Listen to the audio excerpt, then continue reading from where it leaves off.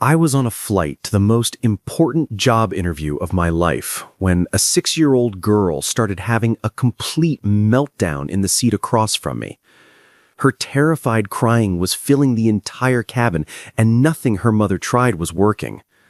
That's when I pulled out a simple piece of paper and began folding it into a crane, not knowing that this small act of kindness would lead me back to the woman who had saved my life 20 years earlier.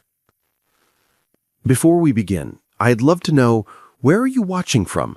Tell me in the comments below. And please subscribe for more stories that celebrate the lasting impact of human kindness. Now, let me take you back to that turbulent flight that changed everything. My name is Nick Foster, and I was 28 years old when I found myself on Flight 447 from Denver to Chicago, clutching a folder containing my portfolio and trying not to think about how much this interview meant to me. I was flying to meet with the creative director at Daves & Associates, one of the most prestigious graphic design firms in the country. After years of freelancing and struggling to make ends meet, this was my shot at the career I'd always dreamed of. The irony wasn't lost on me that I was nervous about this interview. 20 years ago, I had been a child so paralyzed by anxiety that I could barely speak in class. The transformation from that scared little boy to a confident professional hadn't happened overnight. It had been a long journey of small victories and gradual healing.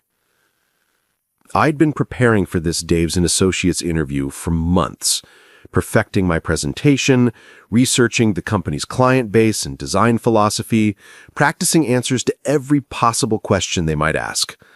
My portfolio contained 5 years of my best work: logos, branding packages, website designs, and print campaigns that I was genuinely proud of. But as I sat in seat 14C, watching the clouds drift past the window, I felt the familiar flutter of anxiety in my chest that had been my companion since childhood. To calm my nerves, I did what I had been doing for 20 years. I pulled a small square of origami paper from my wallet and began folding it. It was a habit I'd developed as a child, something that had gotten me through countless difficult moments. The repetitive motions, the precise creases, the transformation of something flat and ordinary into something three-dimensional and beautiful.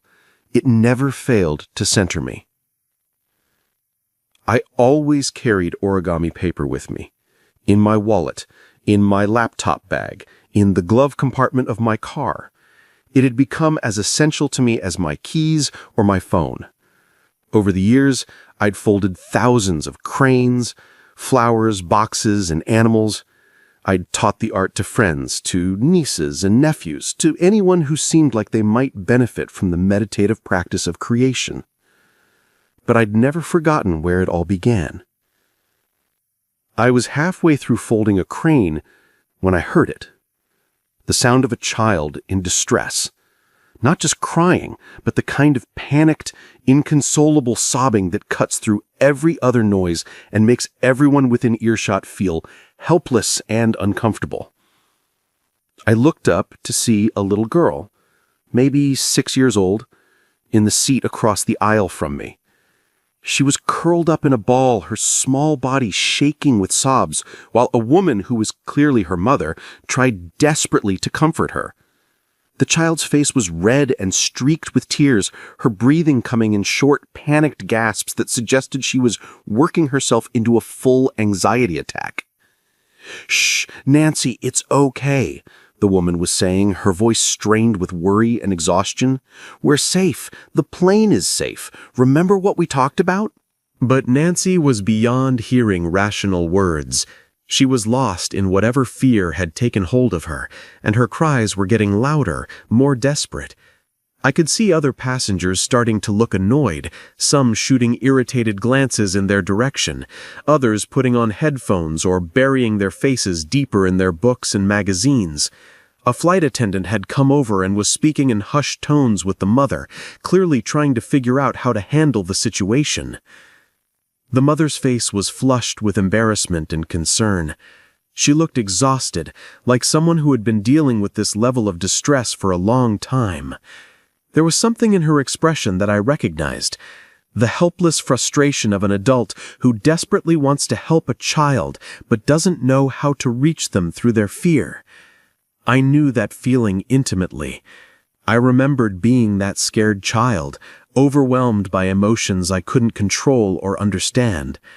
I remembered the way adults would look at me during my panic attacks, some with pity, some with irritation, most with a kind of helpless confusion.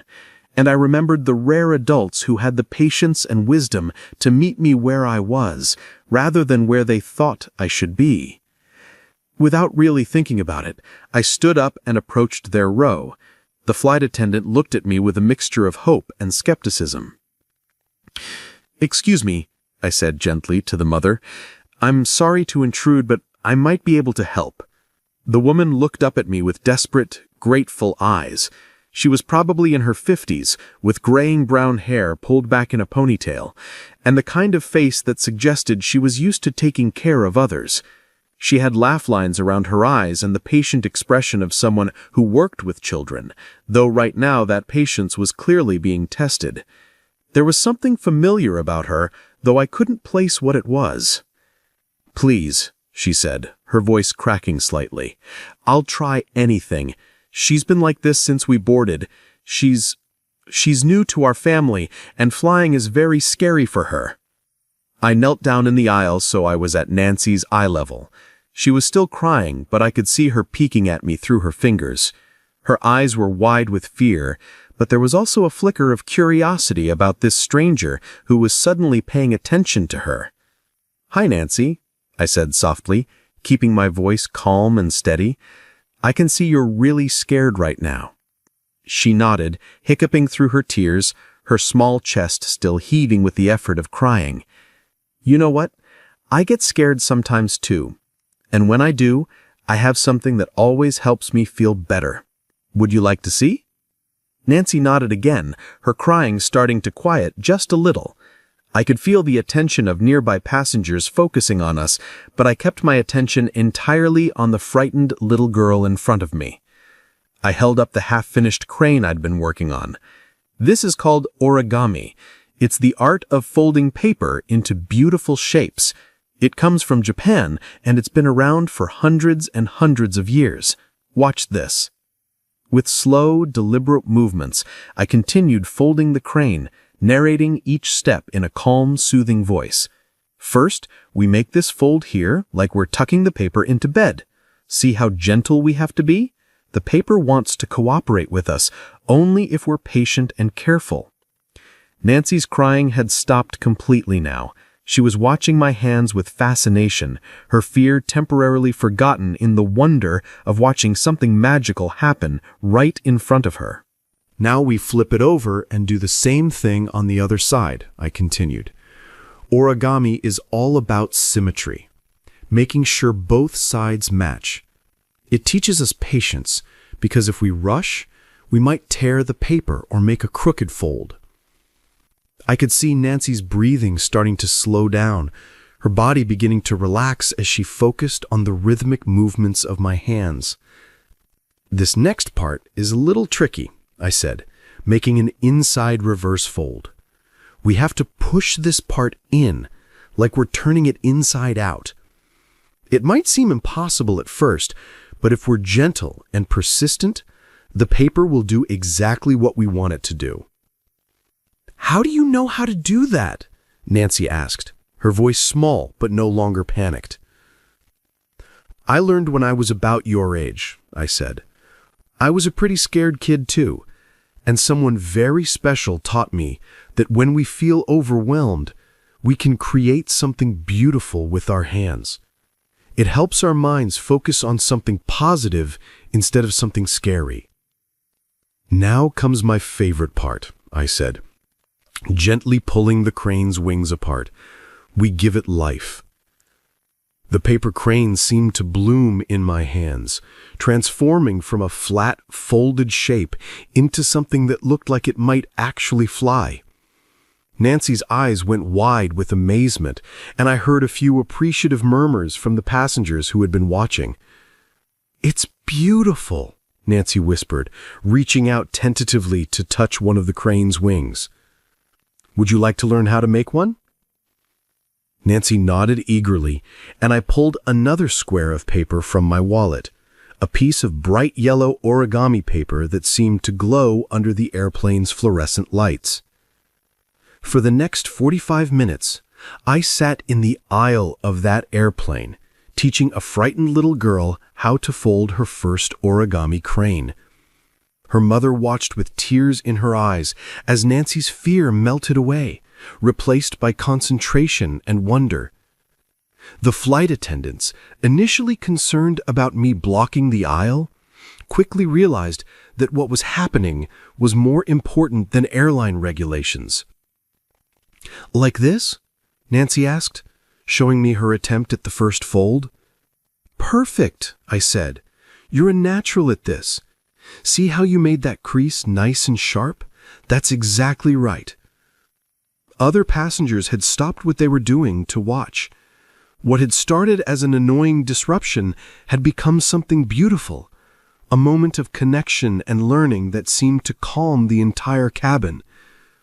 I noticed people putting away their phones and books, choosing instead to witness this small miracle of transformation. "The secret to good origami," I told Nancy as we worked through the more complex folds, "is to be patient with yourself. If you make a mistake, you don't throw the paper away, you figure out how to work with what you have. Sometimes the most beautiful creations come from happy accidents." Nancy was completely absorbed in the process now, her tongue poking out slightly in concentration as she carefully lined up the edges of her folds. Her mother was watching with an expression of wonder and gratitude that made my chest tight with emotion. "This is hard," Nancy said, struggling with a particularly tricky fold.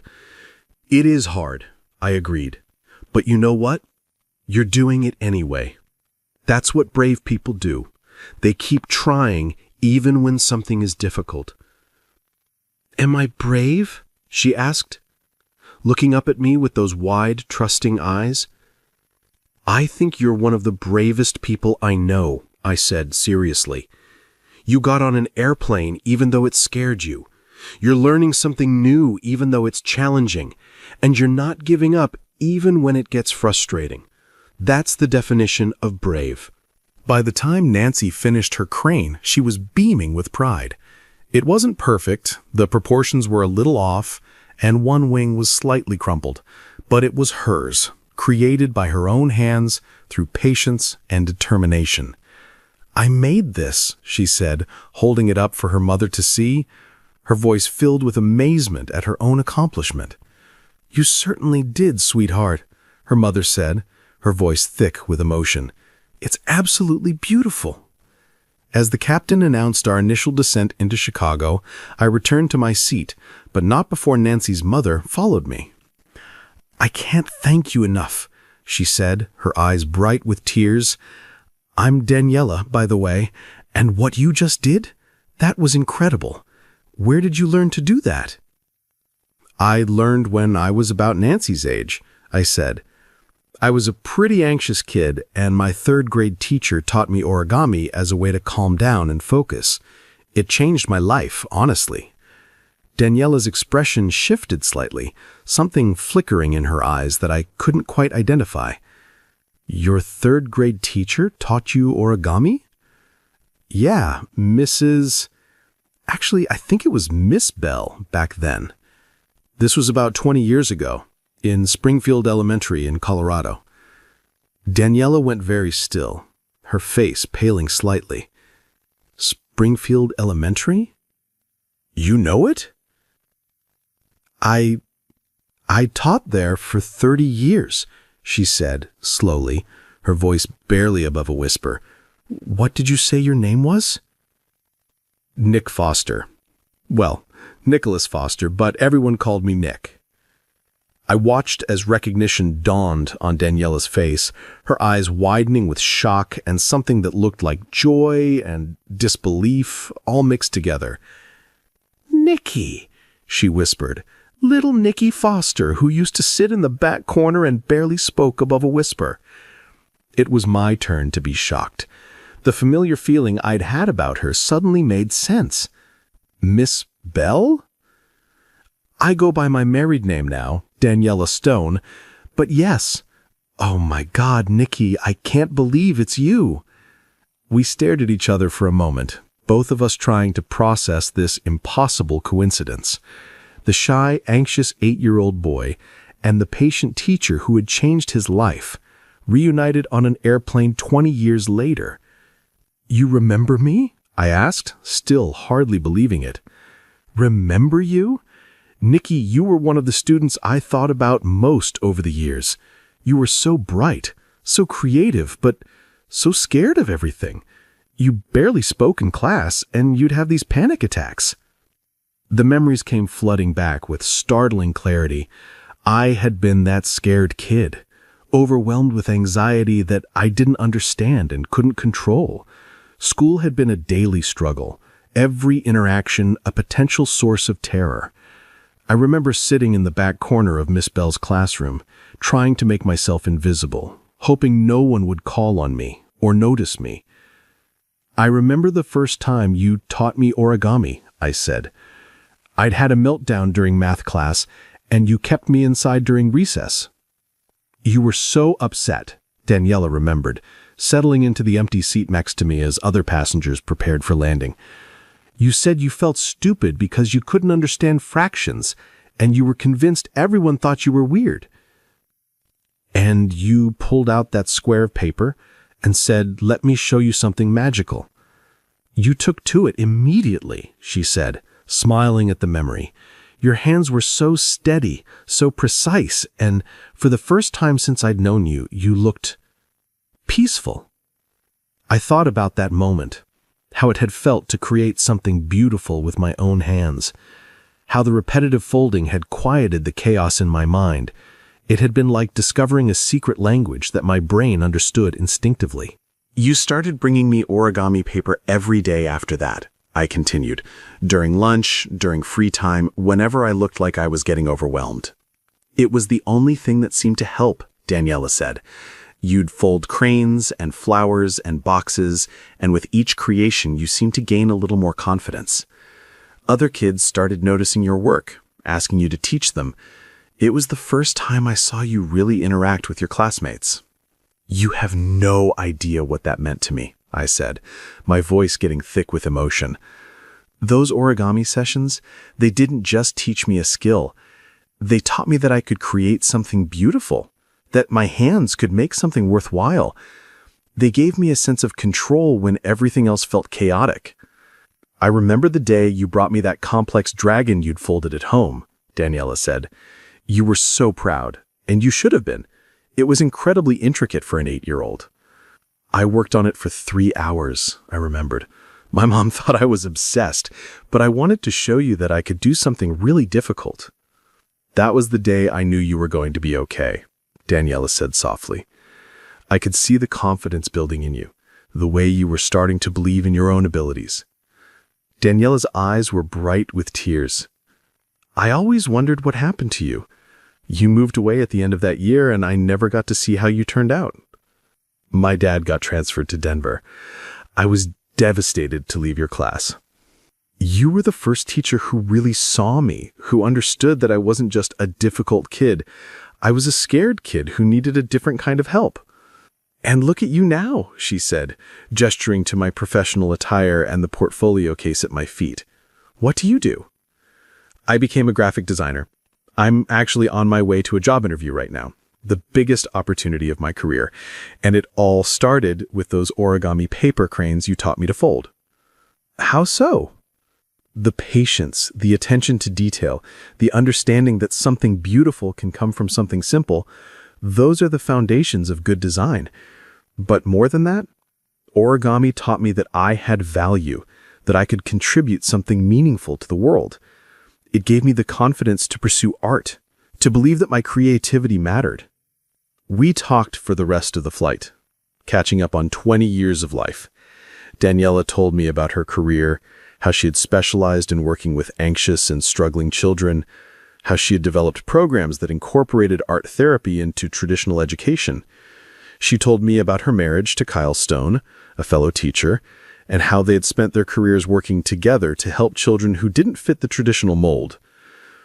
After you left, I started using origami with other students. I saw how powerful it had been for you, and I wanted to share that gift with other children who were struggling. Over the years, I probably taught hundreds of kids to fold paper cranes. "That's incredible," I said. "You turned one small intervention into a whole teaching philosophy." You were my inspiration for that.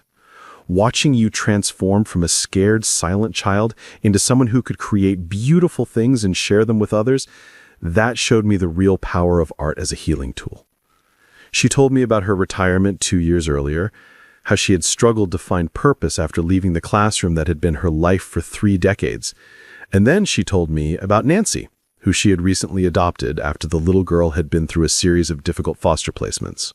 "She's been through so much trauma," Daniela explained, glancing back at Nancy, who was now peacefully coloring in a book, her paper crane sitting proudly on her tray table.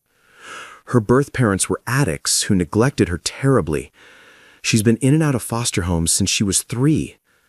The anxiety, the fear of abandonment, the difficulty trusting adults, it's all textbook trauma response. "And you haven't taught her origami yet?" "I haven't done origami in years," Daniela admitted with a rueful smile. "After I retired, I guess I just forgot about it. I was so focused on helping Nancy with her immediate needs, therapy, medical care, getting her enrolled in school, that I didn't think about the tools that had worked so well with other children. But watching you with Nancy today reminded me of why I started using it in the first place. The way her whole body relaxed when she started folding, the way her breathing slowed down, the pride in her eyes when she finished her crane. It was exactly what I used to see with my students." I looked over at Nancy, who was still clutching her paper crane and showing it proudly to the passenger next to her. "She's a natural, just like I was. Just like you were. And just like dozens of other children I worked with over the years. There's something about the process of creation, the meditative quality of the folding, that speaks to anxious minds." As the plane began its final descent into Chicago, I felt a profound sense of completion, as if a circle that had been open for 20 years was finally closing. The scared little boy who had learned to fold paper cranes had grown into a man who could pass that gift on to another frightened child. "Daniela, I want you to know something. What you did for me, it wasn't just about teaching me origami. You saw a scared, anxious kid who felt worthless, and you gave me a way to see my own value. You taught me that my hands could create beauty, that my mind could focus and achieve something meaningful. You did that yourself, Nikki. I just gave you the paper."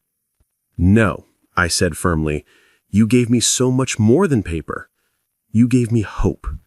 You gave me a tool for managing my anxiety that I still use today. You gave me the foundation for my entire career.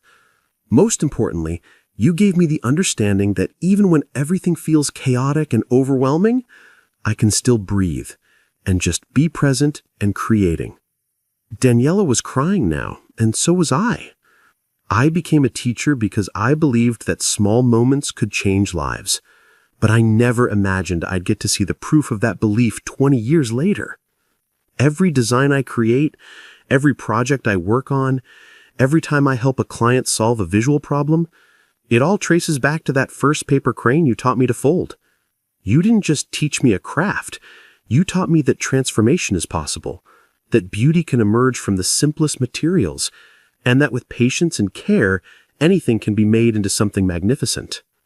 Nikki, seeing the man you've become, seeing how you pass that gift on to Nancy, that's the greatest reward any teacher could ask for. As we gathered our belongings and prepared to leave the plane, Nancy ran over to me with her paper crane, her face glowing with pride and excitement. "Mr. Nick, will you teach me how to make more animals? Can you show me how to make a butterfly or a flower?" "I'd love to," I said, kneeling down to her level. "But you know what? Your mom," I looked at Daniela, who nodded encouragingly, "your mom is an even better teacher than I am. She's the one who taught me everything I know about origami." Nancy looked at Daniela with wonder and excitement. "You know how to make paper animals too?" "I do," Daniela said, smiling through her tears, "and I think it's time I remembered how to teach them again." As we walked through the airport together, I thought about the incredible journey that had brought us to this moment. A scared little boy, a patient teacher, and a simple piece of paper had created a connection that transcended time and distance. I thought about my upcoming interview, about the portfolio in my bag filled with designs that traced their lineage back to those first paper cranes. I thought about Nancy, who was already asking Daniela to teach her how to make a flower. I thought about the ripple effects of kindness, how one teacher's patience with an anxious child had created waves that were still spreading 20 years later. We exchanged contact information, promising to stay in touch. As I watched Daniela and Nancy walk away, Nancy's small hand clutching her paper crane while she chattered excitedly about all the things she wanted to learn to make, I felt a profound sense of gratitude for the mysterious ways that life brings us full circle. The job interview went better than I could have imagined. When the creative director, a sharp woman named Laura Daves, asked me about my design philosophy, I found myself talking about origami, about the beauty of transformation, about how the most powerful art comes from taking something simple and revealing its hidden potential. "Tell me more about that," she said, leaning forward with genuine interest. "How does paper folding relate to graphic design?" "Both are about seeing possibilities that others might miss," I explained, pulling out a piece of origami paper from my wallet. When most people look at a flat square of paper, they see limitations. But when you understand the principles of folding, you see infinite potential. I began folding as I talked, my hands moving automatically through the familiar motions. Good design is the same way. A client comes to you with a problem. They need a logo, or a website, or a marketing campaign. To them, it might seem impossible, overwhelming. But when you understand the principles of visual communication, you can see the solution hidden in the problem. She watched, fascinated, as the crane took shape in my hands. The process requires patience, precision, and the ability to see several steps ahead. You have to understand how each fold affects the whole, how every decision you make early on will impact the final result. "And if you make a mistake?" she asked. "You adapt," I said, deliberately making a slightly imperfect fold and then incorporating it into the design. Sometimes the most beautiful solutions come from working with constraints, from finding creative ways to turn limitations into features. I finished the crane and placed it on her desk. "That's exactly the kind of thinking we need here," she said, picking up the crane and examining it carefully. "When can you start?" But more than the job offer, more than the career opportunity, what stayed with me was the reminder of how profoundly we can impact each other's lives, often without even knowing it. Daniela had no idea when she taught a scared 8-year-old boy to fold paper cranes that she was giving him the tools he would need to build his entire life. And I had no idea when I helped a frightened little girl on an airplane that I was reconnecting with the person who had saved me decades earlier. That night, in my hotel room, I folded a paper crane and thought about the invisible threads that connect us all. I thought about teachers and students, about the art of transformation, about how sometimes the most powerful healing comes not from grand gestures, but from simple acts of creation and care. I thought about Nancy, who would grow up learning that her hands could make beautiful things, that her mind could focus and achieve, that even in moments of fear and chaos, there was always something lovely she could create.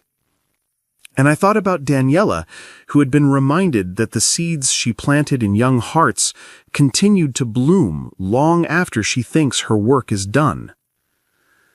Over the following months, as I settled into my new job at Daves & Associates, I stayed in regular contact with Daniela and Nancy.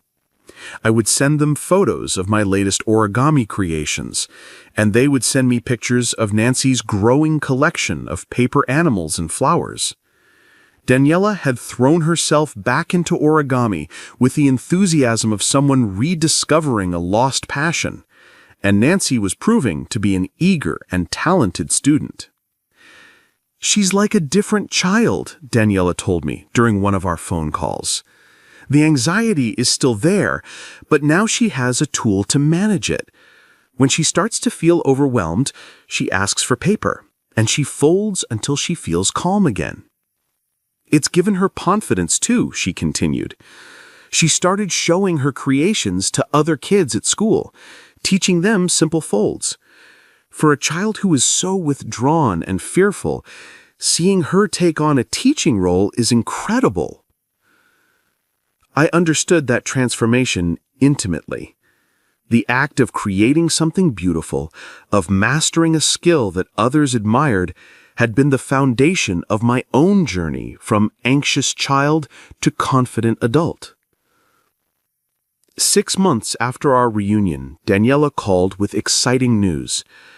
"I've been asked to develop a curriculum," she said, her voice bubbling with enthusiasm. "The school district wants me to create a program that uses art therapy techniques to help children with anxiety and trauma. They want to pilot it in 3 elementary schools next fall." "That's amazing," I said. "You're going to help so many kids." "I was wondering," she said, "if you might be interested in being a guest instructor sometimes. I know you're busy with your new job, but I think the children would benefit from hearing your story, from seeing what's possible when someone gives you the right tools at the right time." I didn't hesitate. I'd be honored. The first time I visited one of Daniela's classes, I was nervous in a way I hadn't been since that job interview. Standing in front of a group of 8-year-olds, many of whom reminded me painfully of my younger self, I felt the weight of responsibility to get this right. "Who can tell me what this is?" I asked, holding up a square of origami paper. "Paper," several children called out. "That's right, but what else could it be?" The children looked puzzled, so I began to fold. As the crane took shape in my hands, I saw their expressions change from confusion to wonder to excitement. "It's a bird," one little girl exclaimed. "It is," I said, "but 5 minutes ago, it was just a flat piece of paper. What changed?" "You folded it," a boy in the back row said. "I did, but more than that, I saw something in that paper that wasn't visible yet. I imagined what it could become, and then I used my hands and my patience to make that vision real." I looked around the room at their faces, some eager, some skeptical, some withdrawn and fearful. That's what we're going to learn to do today. We're going to learn to see possibilities where others see limitations. We're going to learn that our hands can create beautiful things and that our minds are capable of amazing transformations. As I taught them their first simple folds, I thought about the circle of influence that had brought me to this moment. Daniela had taught me, I had taught Nancy, and now we were all teaching a new generation of children that they had the power to transform not just paper, but their own sense of what was possible. "The most important thing about origami," I told the class as they worked on their cranes, "isn't making perfect folds. It's learning that you have the power to take something ordinary and make it extraordinary. Every time you fold a piece of paper, you're proving to yourself that transformation is possible. One little boy who had been struggling with his folds and growing frustrated looked up at me with tears in his eyes. "Mine doesn't look right," he said. I knelt down beside him, seeing myself in his frustration and self-doubt. "Can I tell you a secret?" I said quietly. "When I was your age, I was scared of everything. I thought I was bad at everything." "Really?" he asked. "Really. And you know what? Your crane is beautiful because you made it. It doesn't have to look exactly like mine to be perfect." I helped him with the final folds, and when his crane was complete, his face lit up with the same pride and wonder I remembered feeling all those years ago. After the class, as the children filed out clutching their paper cranes, Daniela and I stood together in the empty classroom. "You were wonderful with them," she said, "especially with Marcus, that little boy who was struggling. You knew exactly what he needed to hear." "I was him," I said simply. 20 years ago, I was sitting in a classroom just like this one, feeling like I couldn't do anything right. If I can help even one of these kids discover what I discovered, then everything comes full circle." "You know," Daniela said thoughtfully, "I've been thinking about something you said on the airplane, about how Origami taught you that transformation is always possible. What about it? I think that's the real lesson we're teaching these children.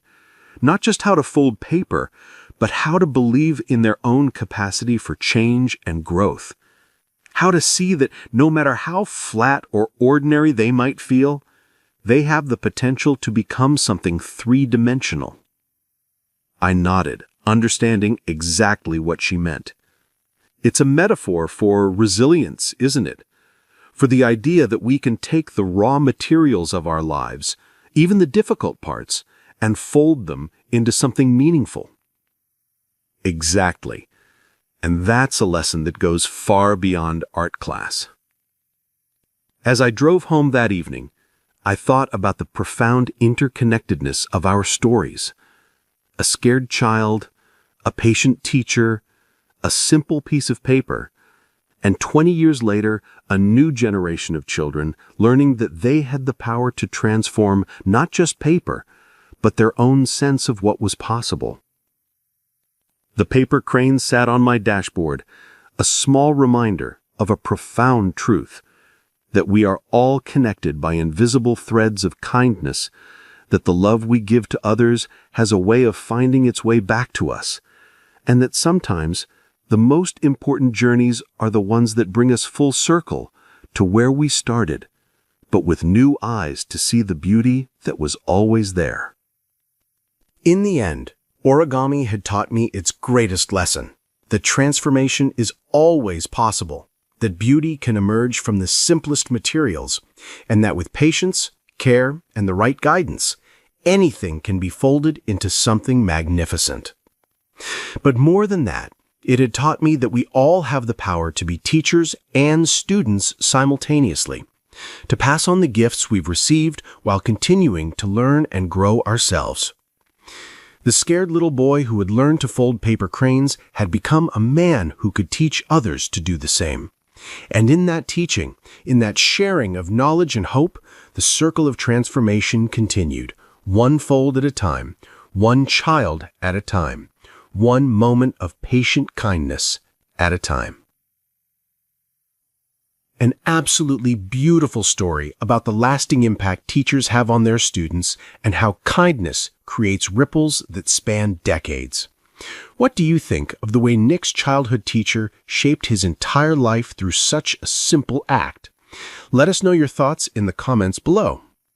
If you were moved by this heartwarming story about the power of teaching, the healing nature of art, and the beautiful way life brings us full circle, please show your support by hitting that like button.